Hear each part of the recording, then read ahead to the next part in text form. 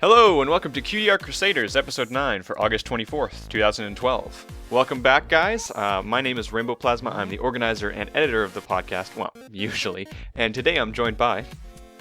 I'm Photograph317. I'm the art organizer, and I handle all of the art submissions. I am Pinky Dash, and I do all the questions. And we're also rejoined today by... Burned01, and I am the special guest coordinator and quite good at it, if I don't say so myself. Look at this guy, back for not even 30 seconds, and he's already promoting himself. So Burned is back this week from EverFree Northwest. How was the trip, buddy? It was amazing. It was easily the best time I've ever had in my life at EverFree Northwest. I cannot even begin to describe. I want to hear all about I'll it, try. But Yeah, we'd fill up the podcast. You have to tell us all the details after the podcast, but is there anything like what was like the best experience you had there? Easily the best experience. Well, kind of two, because, sorry, I'll try not to ramble too That's long. typical but, Burned. The first day that I was there, I got to go around the entire artist alley and talk to all of the artists. And of course, I was mentioning our show and all of that things. I mean, I talked to huge big names. I talked to people like Pixel Kitties, Kat Whitney, John Azeko, Giant Mosquito, Milkshakes, and even more I can't even begin to name. So many awesome artists. Easily the biggest shining moment of my entire convention was Saturday. Nope, Sunday. It started Saturday. But what happened Saturday was I was the only person with an EFR badge with a camera at the charity auction.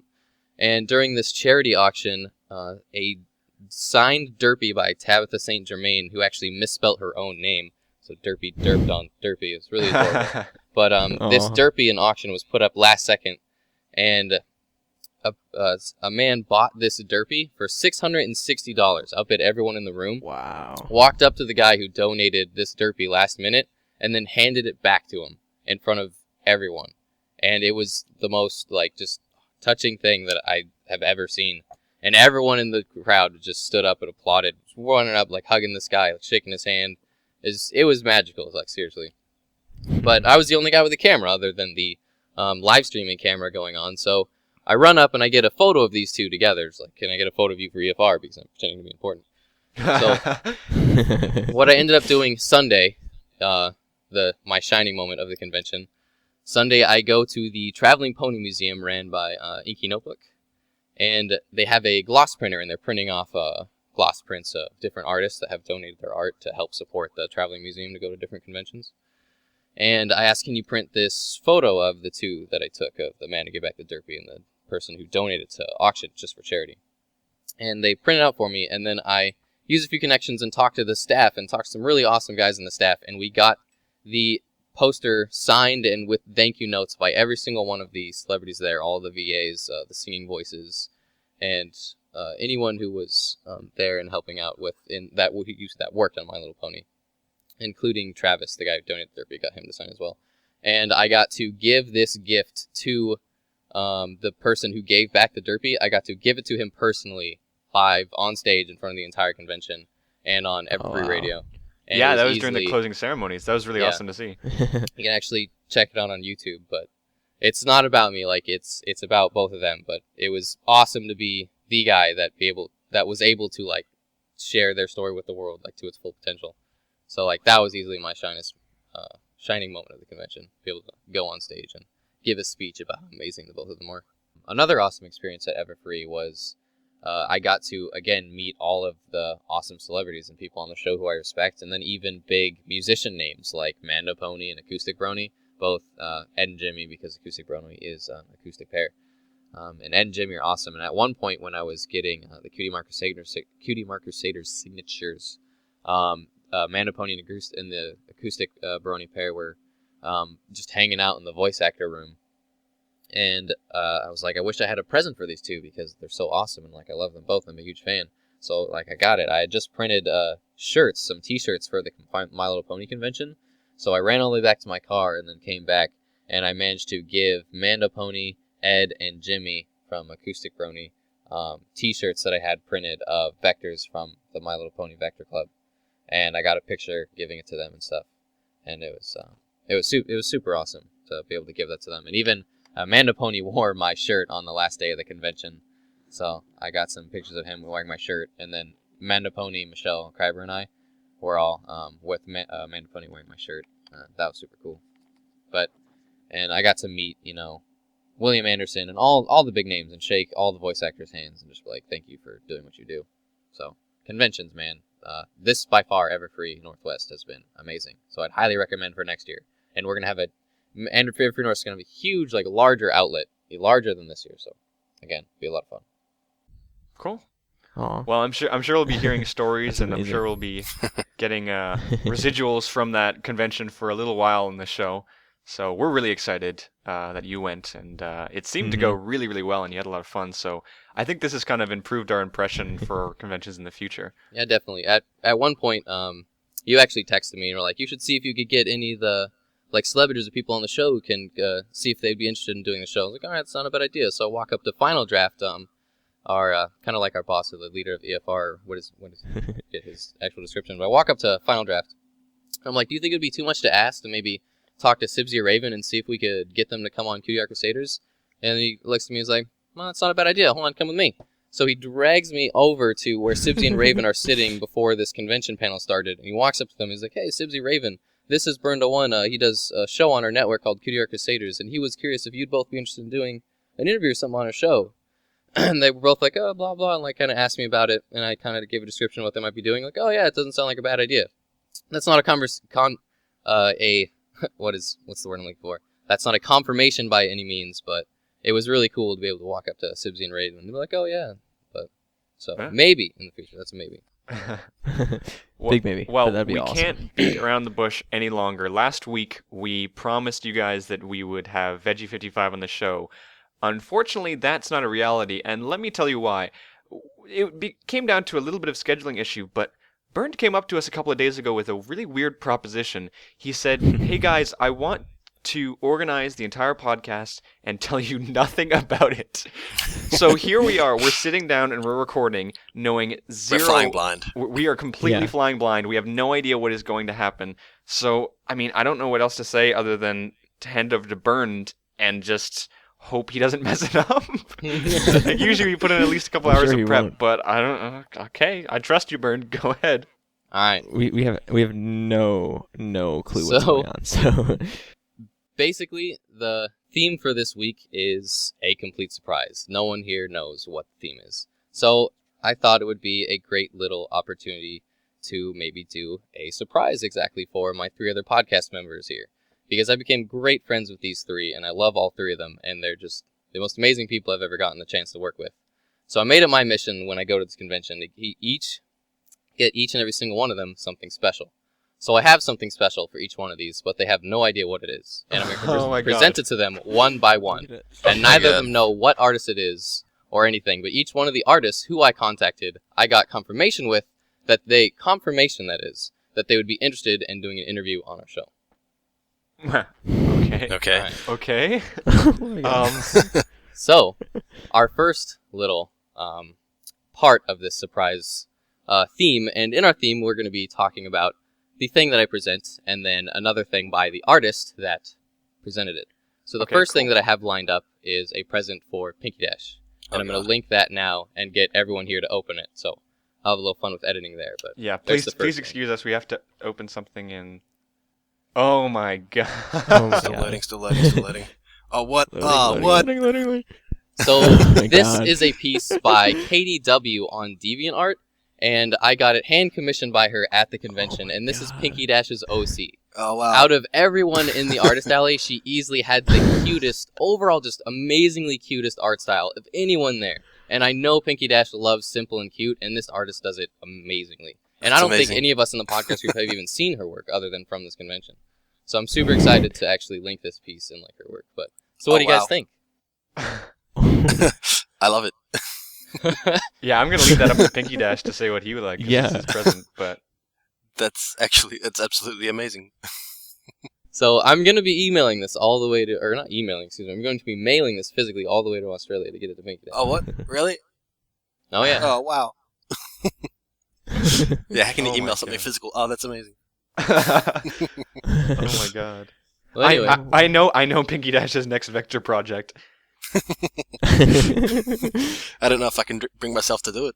Oh my Yeah, god, right. look at those wings. Those are so cool. They're amazing. I love this artist style Oh my though, because God. we're still doing a show about art. If I can't get you a little too not too speechless, but if you look at Pinky Dash's eyes there, you see the sketching in his eyes and how Yes. like the Oh my cross hatching. God, She does an yes. amazing job with that, and even little details and feathers in his wings. And you notice the Everything's amazing outline about it. of the character. How we were talking about that, his outline strokes are thicker than the inside details.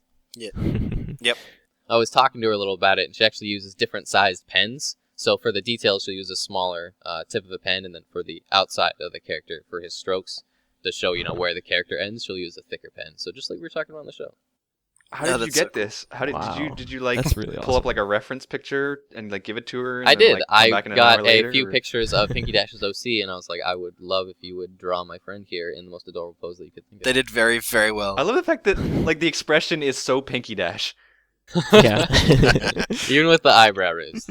It's like, hey there. Especially with the eyebrow raised. I'm adorable. I love you, Burned. Love you too, buddy. And you, KDW, if you're watching this. I'm excited. It's not even my present. I think that's awesome. I know. Oh, we're not It's- done yet. it's We're so not quite done with Pinky Dash cute. Okay, yet. so you said you also had another piece by the same artist. I that we do could have a piece talk by about? the same artist. So Okay, I'm gonna link to that. kind of split up the craziness. So each of these, well, one of these and the two others, they're actually, what are they? They're done on a traditional medium. I think they're done on kind of tan Bristol, I think is the paper, and it's all pens and like paint. I think they're paint pens and maybe some paint, but it's all done traditionally, and it's all done by this artist in her own original style. And Luna and Celestia are just amazing. And then the Derpy on the left was actually at the convention for sale as an original piece. And I could not resist but to pick up the Derper on the left. So she's actually keeping me company in front of me on my desk. Oh, cool. Yay. Wow. I can't believe I haven't heard of this artist. She must be either new or just so underrated because this is amazing. I'm not. Believe I haven't I heard don't her. know why I haven't heard of her either. But her name's Katie Williams, or Katie minus W. W. Yeah, dash W on DeviantArt. KD-W.deviantart.com. I'm already on their page and watching them right now. And just like the amount of adorableness in Derpy, and then like just how amazingly beautiful like Celestia looks, and all the details on the flowers, the characters, and I love how she uses white highlights on the tips of the characters, like in the hair, Mhm. in Derpy's hair, and Derpy's wings, and Luna's hair, even on the limbs and stuff. It's just I can't even begin. It has so many amazing things that we've been talking about in all of our episodes. It's really close to show style, but in traditional media, which is amazing. Yeah, definitely. This is a perfect I really example like- of like artists that yeah. we need to start spotlighting because I cannot believe like we probably look at more art than the regular person. I think that's fair to say, especially because we have an art show, so that's kind of now our We have to jobs. go through art. Yes. But I might have seen a couple of things, but looking through right now, I've never seen anything by this person, and it looks like I don't- she's fairly new. She I doesn't don't have know a if she tremendous submits her amount. stuff to. I don't know if I think ponies might be a new thing to her. When I was looking through her DeviantArt gallery, ponies was kind of the minority of what was in her gallery. Right. But I Yeah. don't know if she submits to all the big DeviantArt groups either. So when she does a pony work, if she goes and submits to all the really big ones that everyone subscribes to, I'm not quite sure. I don't think she does because I haven't seen them. But I haven't been keeping track too much because of EverFree Northwest. It looks like she's kind of done sporadic pony stuff. So Yeah. well, that's still amazing. I mean, even doing sporadic, but doing it amazingly. Like I really love really the Celestia. Like I'm not. I think I've said this on the show before. I'm not a biggest fan of Celestia. It's a good character, but I wouldn't say I love the character. But it looks really, really good in this picture. Yeah. I like the hair. Yeah. I think the hair gets me. I don't like So the that's hair, it. but Well, I like like the hair. they're each one has a favorite, like a thing about it that I love. Like Celestia is easily my favorite with how like adorable she is and how she looks and her style. And Luna, I love her hair. I think she has the best hair. And then on Derpy's easily the most adorable by far. Dat face. She's Yeah, right. usually the most adorable in any So picture that she's in. Yeah. So cute. She's chewing that muffin. This artist definitely has a super original style. I mean, the white highlights is very significant and unique. And then for the characters, she also uses a constant outline color. For Celestia, her outline is all constantly kind of that dark purple. And then for Luna, she has kind of like a greenish outline for the entirety of her, except for her hair, that is. And then Derpy has a black outline, I think that is. So, but it's consistent, unlike the show where the hair would have its own outline color and the body would have its own outline color. Whereas these are almost not very colorful. They're just very basic outlines. But it creates that kind of original style and more of a traditional cartoon look than it would your normal My Little Pony show accuracy. It's really common to do that, to do the black outlines instead of the colored ones. It's a nice, easy way to create kind of a different style. Yeah. Yeah. Anything else you guys would like to note about this artist? No, just definitely all the people watching, go so check out cute. katie-w.deviantart.com. I'm gonna definitely like Mickey Dash said, like that's the first thing I'm gonna do is go and watch her. That's really I've already done it. That's really amazing. I've just done it right then. Beat you to it.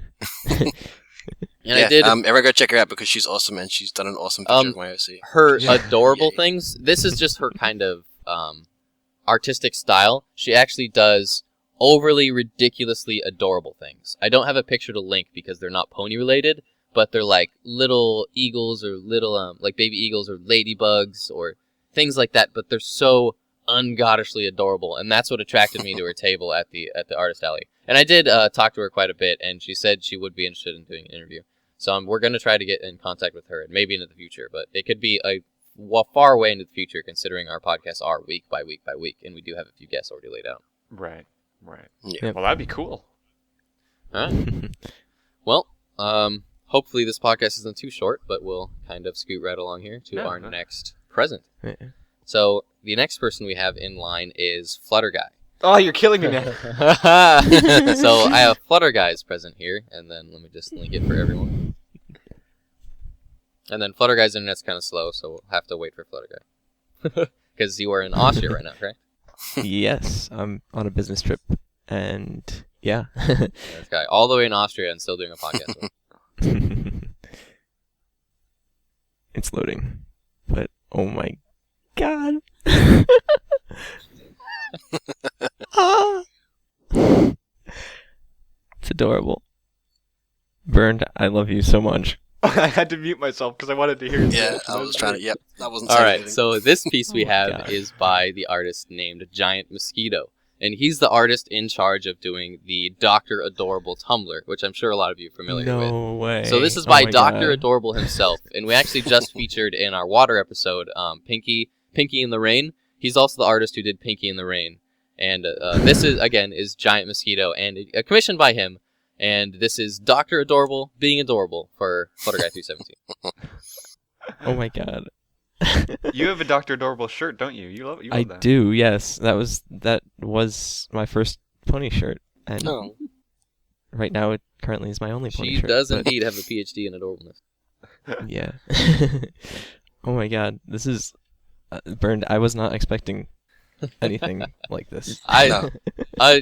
Unfortunately for our other two podcast members, I got you the largest amount of presents.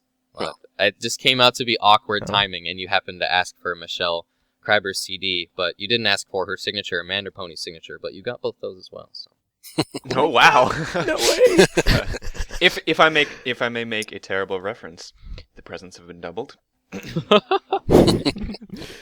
I'm officially in love with you. I was going to keep this as a surprise, but since we do have an audience, I would like to share with them. Unfortunately, this is heartbreaking for me because they were selling signatures from all the voice actors for $20, which was really steep on my wallet, and I ran out of money pretty quick. But I wasn't able to get big voice actor signatures for everyone in the podcast. But when I was getting that present for Jason, the man who gave back the Derpy, I ran into Andrea Libman. And I was just running by her, and I was like, "Oh, I'm doing this present for getting this present for the man who gave back the Derpy. Did you hear about the cherry dog?" She said, "Oh yeah, I heard about it. That's amazing. This is awesome present. Awesome." She signed it, wrote a big thing, and I was like, "Oh, wait, before you go." And on my chest, on my bag that I was carrying, my Derpy mail bag, I had a pin that I had got from someone at the convention. Just a little shirt pin. It's about an inch big, but on this shirt pin is Flutter Guy's vector of angry Fluttershy, your angry No Fluttershy way. vector was on this pin, and I was like, oh my god, can I buy that from you? He was like, oh, these are free, and handed it to me. So I was wearing this on my bag super proudly because it was going to be a surprise present for you. But when I bumped into Andrea Libman, I was like, oh, I don't have anything for you to sign. Hey, can you sign this button on my bag? And Andrea Libman signed your pin with your vector on my bag. And you have the only voice actor signature, unfortunately, Oh for the other my two God. podcast Wow. members. Oh, What are the chances that, like, your vector is on a pin, which is, by the I way, know, we, right? we run into quite often as vector artists. We have a bunch of our stuff goes on T-shirts or pins or stuff. We're okay with it. It's all right. Mhm. yeah. So we'll see We that walk love it, around and actually. stuff. But to get your vector on a pin and then, oh wow, Have that signed, yeah. wow. It was a guy walking What- around. I forget his Etsy store.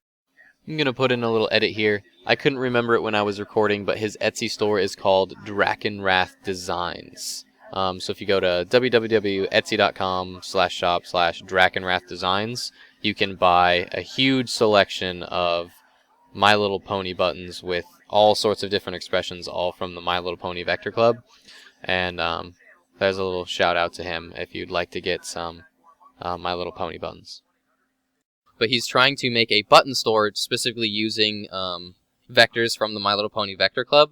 And he's not making a large amount of profit on it. He just really likes the vectors from the club, and he wants to be able to like spread them around. So Flutter Guy's vectors. Actually, I think I also have one of your vectors as well, Rainbow Plasma. I'm pretty sure you did the Pinkie Pie boring face. But yeah, And I'm pretty sure that vector is also on a pin, which I do have on my bag. Oh, that's cool. Yeah, I have the most common one used because it's the most complete.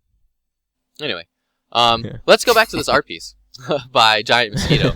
Again, super awesome style. This was drawn a little bit quicker than the one Pinky Dash did because Giant Mosquito had a really large commission list, and a lot of people were happy to see him there. But this uses a similar style to Pinky Dash's present, but a little bit different. This artist plays with thickness of lines a lot more than Pinky Dash's present. In Pinky Dash's present, the outside of the lines, KDW used like a consistent thickness with the outside and then a consistent thickness with the inside. But on this one, the artist, it's very uneven. Everything uses varying line thicknesses. So the outside, again, is really thick. And then on the hairs, you have super thinness. But then on things like the eyes, the eyelashes, and like the chin and neck, and the clothes, they're still kind of thick and medium thickness. He plays with that a lot. But there's a lot heavier lines than in the other commission. Mhm. Well, I mean, Yeah, I can definitely see that. I don't even know what to say. I mean, that's I know. I think the difference is that Giant Mosquito does a lot more more show accurate stuff. It's hard to say, that, but I think his style leans more towards the show. I mean, if you look at pieces like we showed his Pinky Singing in the Rain, obviously that's not it. But like his Dr. Adorable blog definitely leans towards show accurate. Mhm. So And since I have links for all of the artists, the link for this one's a little bit unconventional, but I have a link to just straight up his Ask Dr. Adorable blog. On his DeviantArt, a lot of the art featured there is Dr. Adorable, with one of the coolest pieces being a Half-Life 2 reference with Fluttershy, which technically she's not Dr. Adorable, but that was the most put together piece. But as far as reference goes, there's a link there. You guys can open it up for the Ask Dr. Adorable Tumblr. And the first post right there with the Dr. Adorable shock face is probably one of the best references that I'll put on the screen for this artist's painted art That style. looks great. And this is all done digitally. His entire Ask Tumblr blog's done by using a digital medium, so like a tablet, things like that, to whereas this commission is done traditionally, obviously, with pens. yeah. What's the puppy factory? is that the art that we're going to be critiquing from him, or do you have something else that you're planning on? This artwork will work for critiquing on him. Okay, well, I I was love just that going to mention face. because I followed Dr. Adorable's Ask Along blog, and I've noticed that the kind of style that he goes for is not necessarily changing the face or changing the way it looks. A lot of it has to do with shading. And you can tell, especially in Dr. Adorable's hair, it's always like got much more shading to give it a 3D look. It's very dark underneath the little hoop, and it's got tons of like white highlights in it and things like that to give it extra shading. So I think that's what Giant Mosquito does really well. I really like the shading on the eyes too, because it Yeah. gives them a bit more of a 3D feel. Bit of a depth. Like in the show, eyes are pure white, like all the way through. There's no gradients or anything on them, at least the eyeball. So this gives it a bit, like a 3D depth kind of feel. That's also something when I was taking my art class that my art teacher, a point that he really made when he was teaching us how to draw like anatomy and facial features. One of the big mistakes that artists will make when making traditional art, not specifically ponies, is they'll leave the eyes white. So they'll leave the eye white.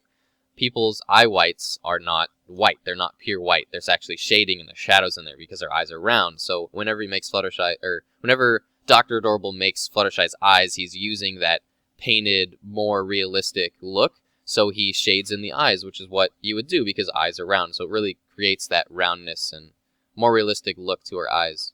But as far as show accuracy goes, it's just vectors and it's just paths and things like that. So you wouldn't shade in eyes. But when you're doing a traditional painted feel like this, or realistic painted feel, this is your actual painting, and the ponies are more realistic. So the artist will shade in the eyes when he does scenes and things like that. Especially in the link below this, or the 2 posts below this, when he has Fluttershy laughing, he uses Dr. Adorable laughing, excuse me. He uses really heavy shading to give like that ominous feel, and he really goes to town on shading Fluttershy. Yeah. Again, I really black like outlines. It's very different from the show. So it creates just, even that little bit can set it out from the show. In that panel that I was talking about, he has everything kind of outlined somewhat normally. Or no, it looks like the entire thing's outlined in black. I was going to say it would be interesting if he had it... Yeah, it's all outlined in black. I was going to say it'd be interesting if he outlined it normal, and then when he got to Fluttershy laughing, if he did it in black, and then went back to normal. But it's all in black. On the top post, however, he uses the more show-accurate feel where the outlines actually have color. I was just going to say I really like the method that he uses for shading, because like a lot of shading you'll see is blurred, like kind of a consistent gradient between colors. But I feel like he tends to use like more discrete colors to get the shading correct. Maybe not on the eyes and stuff like that, but on Fluttershy's mane and the goggles and stuff like that, you can really see the distinct different colors, and it really it works very well. Yeah, definitely. Piggy Dash, Plasma, either of you have anything there? I don't. I'm still choked up. If you if you didn't notice. You're gonna send this to us? That's awesome. Oh, yeah. Oh my god. I'm glad that you liked the Dr. Adorable commissioned by Giant Mosquito. Thanks, Burned. Anything to mention on your present? Anything cool about that you want to throw out there? About my present? Yeah. Anything? I love it. I love Angel Bunny. Yeah. Looks like this tiny little toy. Help me! I don't want to be hugged. It's adorable. I think Angel Bunny, I was looking at him, it looks like he just has a cute face and like he has his mouth open and he's waving. I think that's how he's... You're probably the only person that does like Angel Bunny. Oh yeah, I guess if that's the mouth, not the nose, then yeah, he looks happy. But No, I'm definitely seeing that as a help me. She's going to eat. She's going to use me in one of her It's experiments. not a happy face. That's a please help me. Alright. Well, if there's nothing else that either of you like to add, we can always move along to our last present. Oh my god. For our last present, for our last but not least, our editor and our general host and introductee, we have Rainbow Plasma. And for Rainbow Plasma's gift, by far he has the most celebrity of artists who managed to get his present commissioned at the con. And let me just link that for our group here. Oh my god, is that... Did you give me a sketch by JJ? So for Rainbow Plasma's present, we have his OC, Ember, doing a duck face, courtesy of John Hoseko. Oh my god.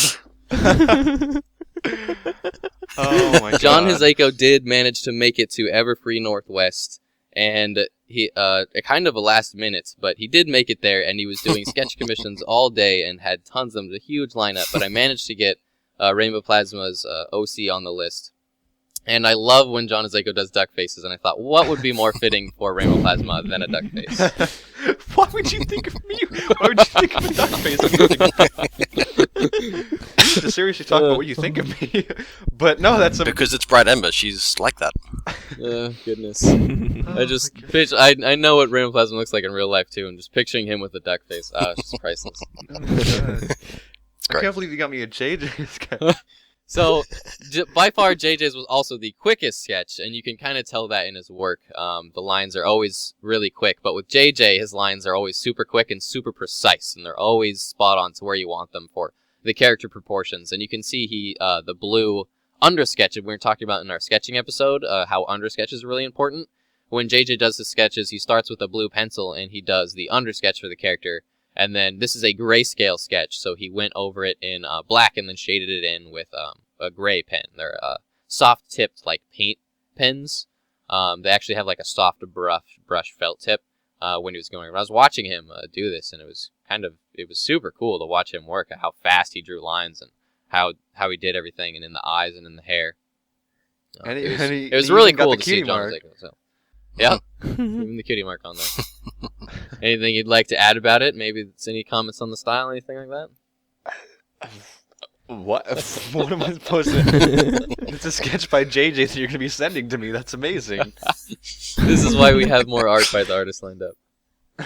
And that's what's even more amazing. The fact that you said, like, all of the ones that you got commissions from were all interested in coming on the show. So I'll get to that. So I was talking to John Zeko, and I was asking him, like, would you be interested in doing an interview on EverFree Radio on Cutie Art Crusaders? And and when I was talking to him, and he was like, yeah, I've done interviews before on EverFree Radio. I've done quite a few, but I'd be totally down to do another. So I'm like, awesome. So I got his card, and I got his email address, and I'm going to be contacting him. He said that he would be willing on the show, but again, this might be really far down the line because we are on a week-by-week basis.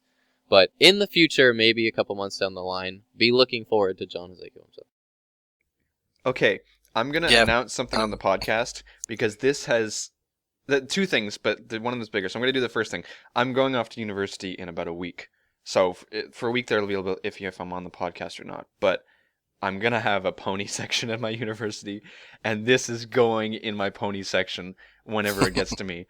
That is so amazing. And second of all, this art piece has convinced me. I've been debating going off to university, what should I do about my online stuff? Because my emails, like my older emails with my other online name has been kind of filling up. And, I figure it's a new point in my life. And so I was considering changing my online name to just be Rainbow Plasma and to just go with that. And I've been debating it. And this picture has convinced me I'm going 100% Rainbow Plasma on the internet now. I what else am I supposed to do after this? It's signed by... I can't wait to see the vectors. This has convinced me. I'm going 100% Rainbow Plasma on the internet now. I had a super awesome conversation with John Zeko too about duck faces. He said, like, we were talking, and he's like, it just, whenever women do duck faces, it's always hilarious and awful, and it's always super hideous, and I hate it. And I'm just like, it is awful. It's like, I don't know why people do that. And he's like, it's super hilarious, though, when women do duck faces, but when ponies do duck faces, it's adorable. And it's funny to have that joke. Yeah, I saw his princesses one. That one was pretty awesome. I think I saw the three and the iPhone in the mirror. Yeah, that was the original one, but I think John Zeko actually made a specific print just for this convention where he added in Lauren Faust, so it has the three princesses and then Lauren Faust doing duck face in the mirror with the iPhone. And I also picked that up as well. That's even cooler, though, because it feels like I'm part of the series now. Yeah, you are part of the I'm sure he's duck done face other series. commissions with other OCs and stuff, but that, like, I think all I've seen is my... He said I was the only person who asked for a duck face, so... Really? At the time, though. This was the first day of the convention. So, yeah. Part of the series now. Alright, well, we do have more art by John Zeko, and it isn't a duck face, unfortunately, but let me link this as another large picture. I actually took this picture with my... Just go to Google and type pony. You will find the John Zeko. Yeah, so I'll link that. And while it loads, I'll talk about it a little. So... this picture we have of line for John Zeko is actually a print that was for sale specifically at his table at EverFree Northwest. This was a print and a piece of art made specifically for the convention and a print only for sale at the convention.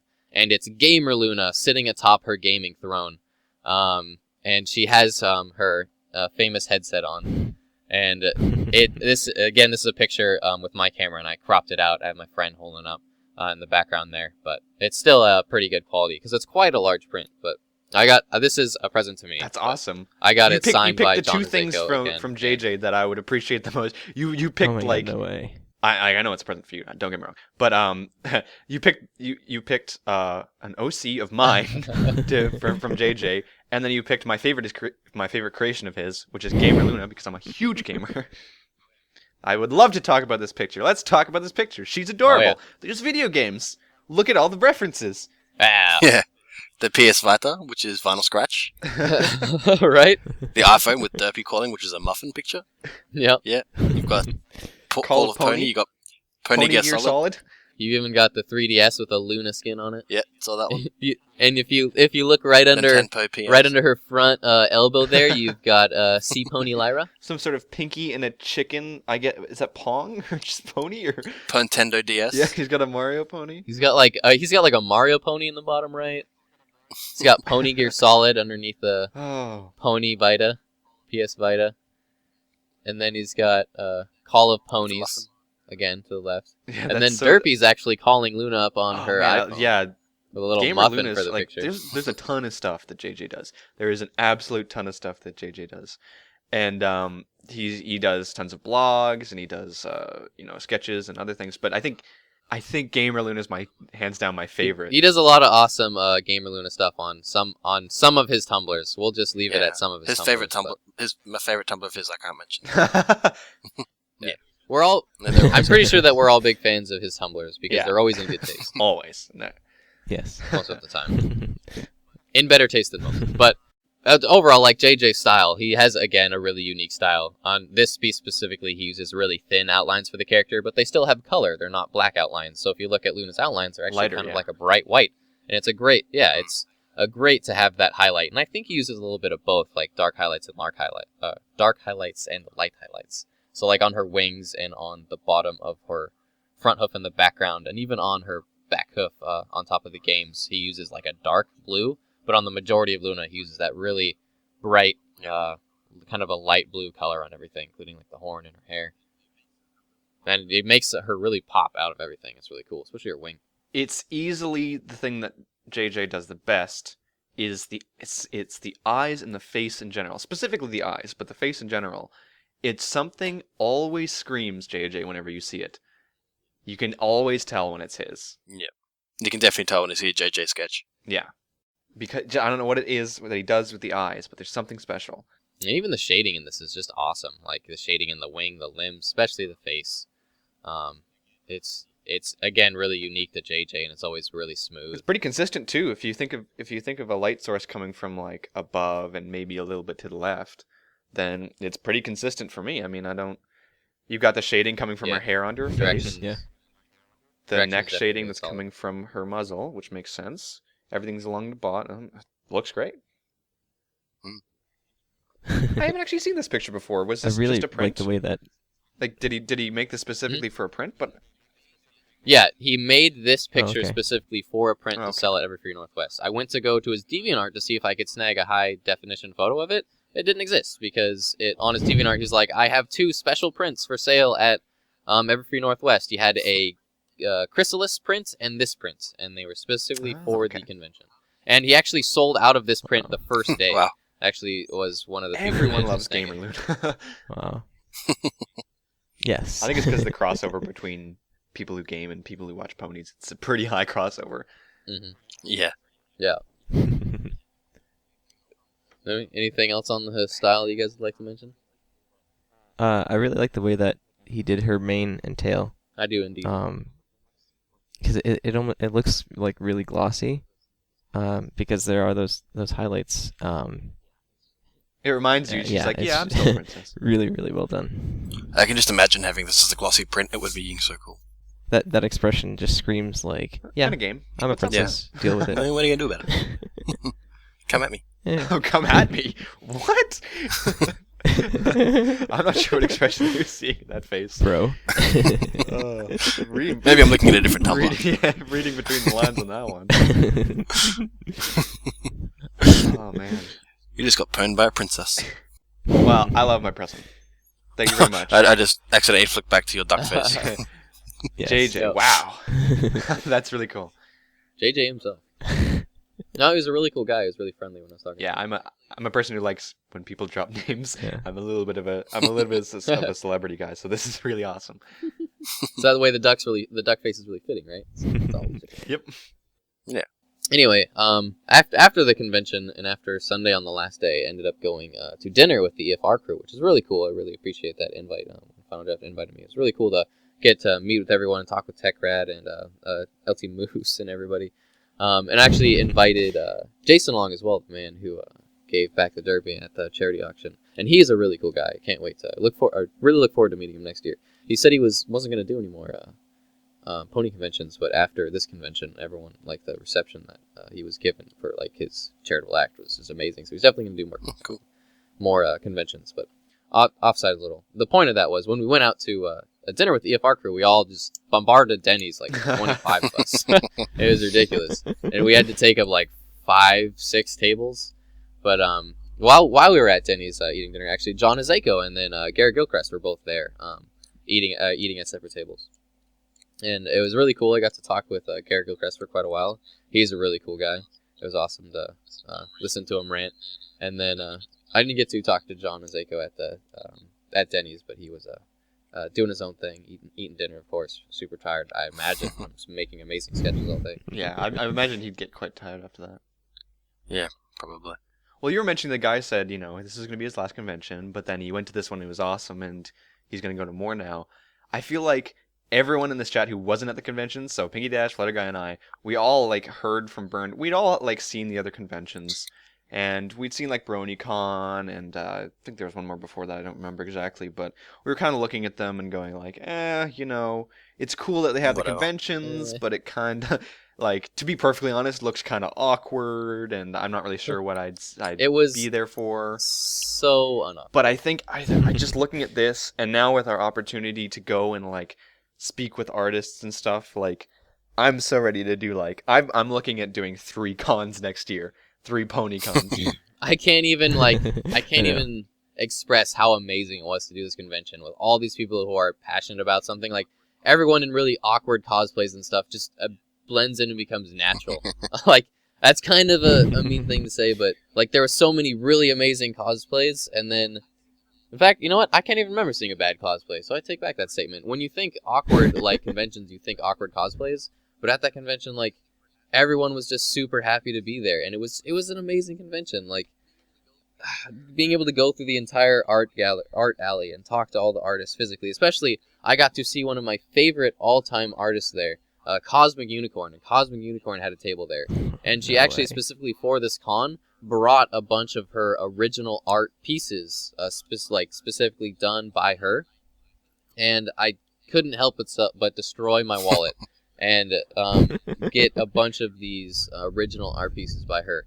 In fact, she didn't have it advertised that she was doing commissions, but when I was talking to her and talking about her art and how we do a show and we love all of her art, and I was talking about my master study that you guys actually featured in the last episode. That was so awesome. Thank you so much for doing that. That was funny. I was laughing the whole time. It's just like couldn't help but smile. But I was talking to her about that master study, and how I got permission to do my master study. And you guys weren't sure what I did it for. It was in the middle of my my class, and it was for a master study during the midpoint. Yeah, I figured it wasn't your finals because I knew your class lasted a little bit. For my final, I did an unconventional self-portrait. Right, yes, that's what you did for your final. I wasn't sure which one came first. Yes. Chicken or the egg. But I was talking to her about her master study, and it turns out that she did the trees and the hill there for a master study on Gustav Doré, and then she added in Celestia later digitally using the same kind of medium, and then she threw that on her DeviantArt and added some cool Photoshop effects to make it look like it was done on old canvas. And I ended up doing the master study of that, so I was chatting with her about that and so on and so forth, and she was like, oh yeah, I am doing commissions, I just don't have it advertised. And I was like, oh really? It's like, could I get a commission done by you? And she's like, yeah, I'd be super happy to. So I got a sketch commission. I don't have a link here for you guys, but I'll throw it up on the screen for everyone. Oh, thanks. Now we have to actually watch the episode. podcast.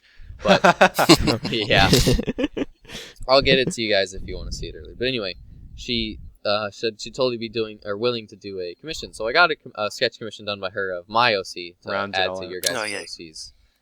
And she made a commission. So when I came back to the table to pick up the commission the last day, she's like, "Oh yeah, I got it and it's done. If you'd like to see it." And I was like, "But I made a sketch and I wasn't happy with it. I didn't like it at all. So I made you another one. So you have two." So she made me two commissions for my OC in two different poses that are just adorable. And it's like a really completely different than the sketches that I got done for you guys. For your sketches, it's using like inked lines and like really show accurate. When she did my commissions, she did a pencil sketch, like super traditional shading. So like if you can see it on the screen, you'll notice that she doesn't use any of the outlines for the character. She kind of has those outlines, but it's all really realistic, and it's really hard to explain. I wish I had thought of that, or that I was going to mention it. This episode was going to be at you guys and less about me, but we have some extra time. So well, we still got some questions to get to, so.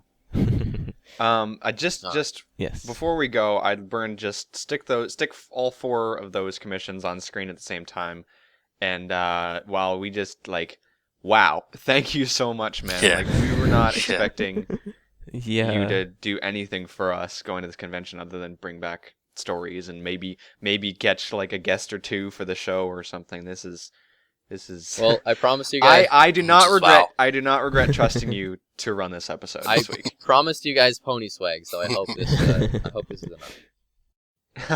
Indeed, Oh, it yeah, is. This is like this is more than enough. Come March, Indeed. we are Most going to indeededly. maul you in Boston. When I went around to each of the artist tables, I was talking to all the artists and about their prints, and they always had deals on prints, like buy 3, get them all for cheaper, so on and so forth. So I always tried to aim for the deals. And then on buttons, pony buttons, it was always, $2 or $1 a button, but if you buy 5, they're like $1 cheaper each or something. So I always got the button deals. So I just have an ungoddish amount of buttons. You are a button. And I have so many extra buttons. So I'm going to send you guys friggin' buttons. Just all the buttons. Oh my god. I'm seriously going to maul Yes. you. It's a long time from now, Oh, yeah, but I and will even on the remember. I will come back, and on my flight down to Boston, I will listen to this podcast again, and I will maul you when I see you. So even on the prints, I'm pretty sure I have some extra prints there that hopefully I can get to you guys safely. But Aw. yeah, no, I really Very- appreciate you guys making me that gift for my birthday and everything. So I figured this was an adequate way to pay you guys back. Yeah. Hmm. Everyone in the Vector Club Weekly again. Thank you guys. Or not Vector Club Weekly. My Little Pony. My Little Pony Vector Club. Well, that'll be us. You're talking Yeah. about us, right? Yeah. Obviously. My Little Pony. Now Vector Club. there's an obscure name drop. Yeah. All right, well, I guess Wow. we have some questions to do. Oh. From that, I'll move into the questions then. Alright. Okay, so we've got only 2 questions this week because only one person sent them in. And they're both the However, same. and yeah, because they're from the same person. Okay, so question 1 that I've got this week is: can you guys give any tips about how to organize a large art project? Not too sure whether it's a big one for yourself or with a whole group of people, but either way. No, what he meant was a big art collaboration. I believe the man in this collaboration, email, he was talking about the fact that he had a collab going and it didn't go so well, or it was hard to organize. So he was asking for tips in the future if he ever wanted to get together with a bunch of artists and do a collab. What would be some tips from us? Okay. Who wants to go first? Well, Anyone? I'll say something. I personally wouldn't really know how to answer this question. The largest collabs that I've done have been like birthday collabs and stuff with vectors. And with working with things like vectors, it's really, really easy to do a collaboration because people can just make their piece and they can just vector it, and then you can just simply drag it into the other vector, import the paths, or even just paste something into a PNG because the background is always transparent. So it makes doing large vectoring collaborations super easy and super painless.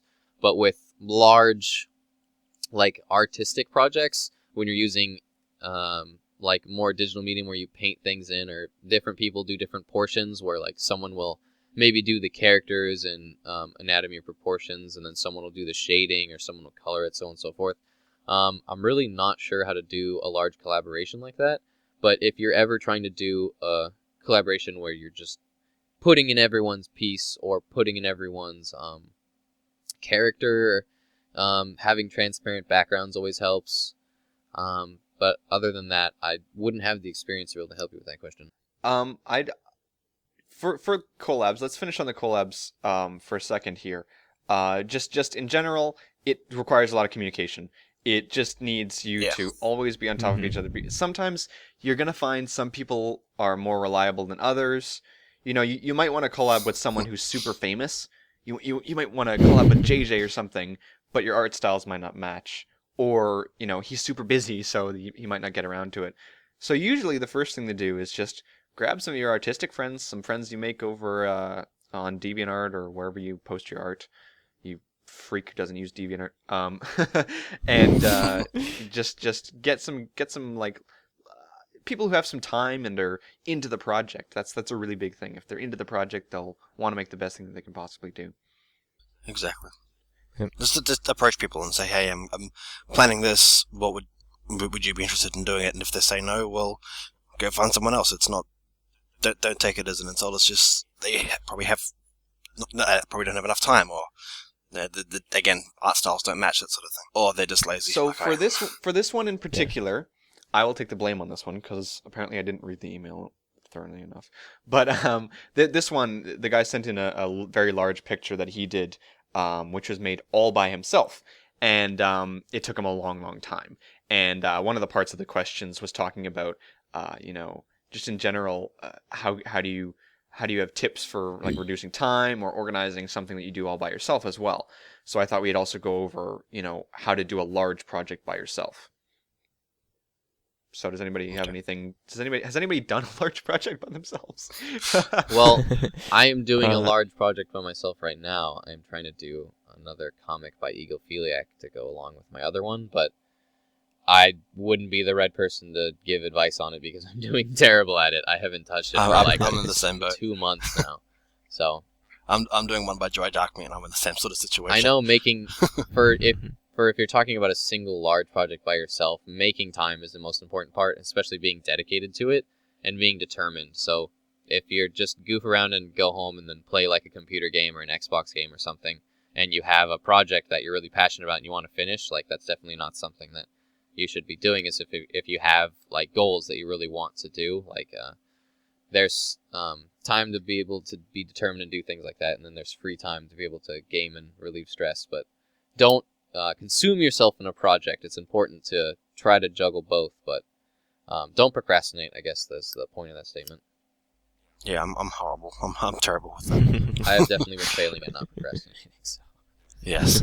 Same. You've been failing at not Well, progressing, so you have been progressing. I can't blame myself too much because with this EverFree Northwest convention and then trying to hold full credit hours and then a job, like and now you have trying to work on a project like that in editing podcasts. That's my excuse. I'm so sorry.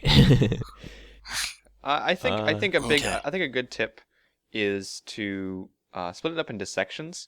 This person in particular sketches and then vectors over it, and then he puts it all together. So that makes it a little bit easier. When you vector stuff, obviously you're doing it quite separately and digitally, and it helps a lot. But just split it up into sections. Like if you have a background and then you have a pony, then do first the pony, then the background.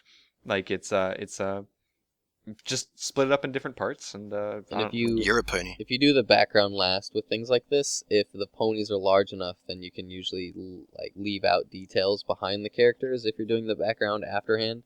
But if you're moving the characters around, again, doing the background after will help, because if you have a large detail or something in the background that you make, like a fountain or well or a statue, and then your character doing whatever your character is doing needs to be in front of that, it's going to be a lot of wasted time if you put a lot of time and effort making something like a focal point in the background if you just cover it up with the character that you made.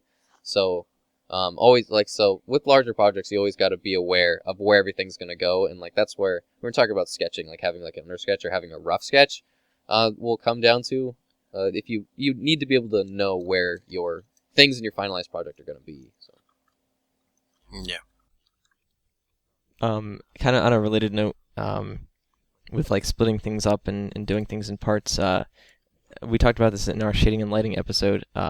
You kind of want to lay down basically like an unshaded piece and apply all your shading afterwards, so you can kind of get a consistency throughout the entire piece. Kind of makes it a little bit easier to kind of visualize, and then you can also kind of show a work in progress as you go along, and maybe get critiques and tips from other people. Being able to take critique from the people you're working with and then people looking at your project is definitely something that's really important. Okay. Yep, now one more question. Okay, question number 2. What would you recommend to people who'd like to take part in the bigger projects of the MLP fandom? Both of these questions were sent into an email by Mick. Yes, Mick from Turkey. Shout out to Turkey. Thanks for sending us an email. Been to Turkey. It was actually really cool. I love Turkey. Yum. I've never been to Turkey. It's a cool place. Small oranges. So he's saying, what would you recommend to people who like to take part in the bigger projects? Find them. Do it. Find them, I guess. There's Do a lot it. of them out there. I think he's just Jump talking in, about do like it. finding them. I think that's what he's talking about. There's some stuff to plug our own group at the MLP Vector Club. If you're a vector artist, we've got lots of group projects that we like to take on when opportunities arise. Like we've had a couple of background projects, and we also I've got the posters currently. Those new Walmart posters. We're trying to put them together. So if you're a vector artist, then hop on by there. And I should finish my one for that. you should probably, Yeah, you should so probably should I. finish it if you do like today. Yeah. So finish it there's today, one then there. Do you guys have any other suggestions for maybe non-vector art? Yeah, if you go onto Reddit, MLP Drawing School, there's always challenges and things that happen on that subreddit. And bi-weekly challenges, which in this sense is every second week, not 2 times a week. Right. Can be taken either way. But yeah, there's all sorts of things run by someone who's quite well versed in art, actually, and they'll help you if you know you're not too confident in your art. Submit anyway, and they'll help you fix it up. That's why it's called the MLP Drawing School. It's there to help, and they do, again, competitions, not so much competitions, but challenges every second week, which get you to try out something new that you maybe haven't done before. Yeah, it's definitely a really awesome environment. I love the drawing school, and the people who moderate it are really like they're art majors or going for their art major, and they're all really well versed in art, and they're great at teaching and they're great at critiquing. And it's a really awesome outlet if you're looking to like increase your artistic skills or just starting out in art and you'd like to contribute or even start sketching and things like that. And you can definitely make a lot of connections too. Like if you want to start a big project, I know you will meet other artists through the MLP Drawing School on Reddit. So it's a good way to kind of make those connections. Or if someone else is starting up a big project and you've kind of talked with them and gotten tips from them, or even given them some tips on drawing, it's a good way to kind of pair up.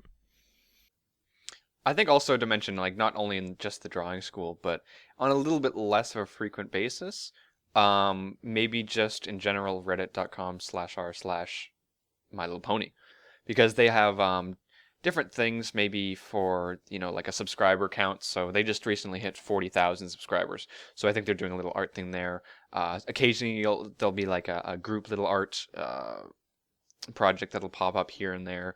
I'd actually say that there isn't a tremendous amount of giant art projects that are big in the fandom or whatever, and I wouldn't worry too much about trying to get on those. I think, starting the smaller ones on your own is a really neat thing to do, especially if you've got some friends together that you want to do that in.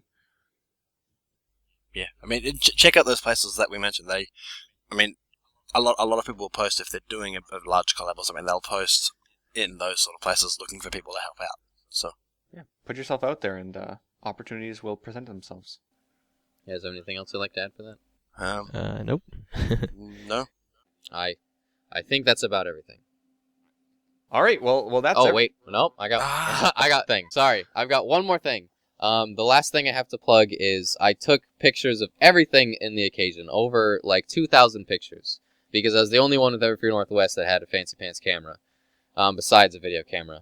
So I took tons of pictures, and if you would like to see those pictures, watch EverFree Radio, obviously the site where you're watching this. But if you're watching our YouTube link, everfreeradio.com, and you can look forward to hopefully seeing an album link there, with all the celebrities and everything like that, all the different panels. So on and so cool. forth. Cool. Anyway, go ahead. Nice. All right. Well, I think that's everything for this week. It was an interesting week to say the least. Coming into this with zero knowledge about what the heck we're doing, and then getting the amazing presents that Byrne got us was just. I'm glad you guys enjoyed it. Wow. I wasn't expecting to get an hour out of this. I was not either, and look at us, we're almost going over time here. So, quickly, I'd just like to plug the different stuff that we have.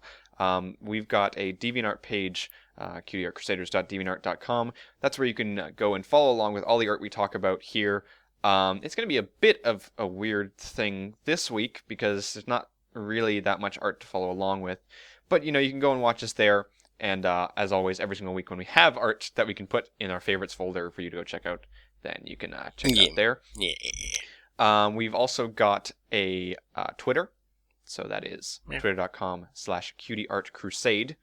So you can send us tweets there or get live feedback if you ever need to get any information about the stream. Like if the stream isn't working, then we'll let you know there, or if we have some fun stuff for you. Also, I've had some people start tweeting at me. Twitter. Saying like, oh, what's your theme next week? So if you forget the theme, then tweet at us, and I'll be sure to remind you. We also have an email, so send in your art submissions and questions. We've got an email, cutieartcrusaders@gmail.com. Be sure to include art or questions in the subject line if you're sending us art or questions, because then we can sort it properly. And So you get it right. And finally, yeah, I get it right. Damn right, I'm good at this. And finally, we have a Facebook. Facebook.com/cutieartcrusaders that you can go and like if you have big manly pony. There's been a fair amount of activity on that actually this week. Yeah. So Had a few people comment on And that this again, week. for the DeviantArt gallery, I will probably be uploading, or each one of us, I'm not sure. I could, maybe some of us or one of us will be uploading the presents or the commissions that I got done. So they might be up.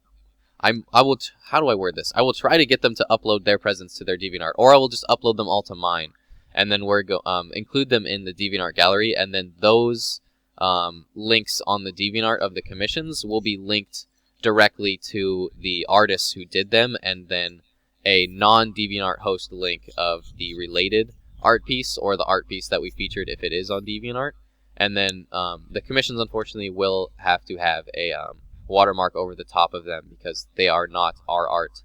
They are art by the artists. And they're also not for anyone else. So, Yes. But if you would like to see those in a higher definition, they will be in the our DeviantArt gallery. Yeah, and I think we're also going to be starting using, because I think this convention has really proven to us that we want to go to more. And I think we're all going to make some real efforts next year. Unfortunately, we kind of missed Brony convention season. So next year we'll start saving up our money. Gardens. We'll start. None of us have made any plans for that. It's too soon. So No. we're gonna start saving up our money for next year and going out to these things. And I'm in Australia. yeah, well, you're gonna have to save a lot of money. But we're definitely gonna try to be in there. So other than that, do you guys have anything else to say? I think I'm good. Love you, Burned. Burned, you're amazing. All right. Well, I'm Rainbow Plasma. I'm Burned01. I'm Flutterguy317. And I'm Piggy Dash, and I love Bone. All right. We'll see you guys next week. A lot. Bye. Thanks again A for lot. joining us. A lot. Very much.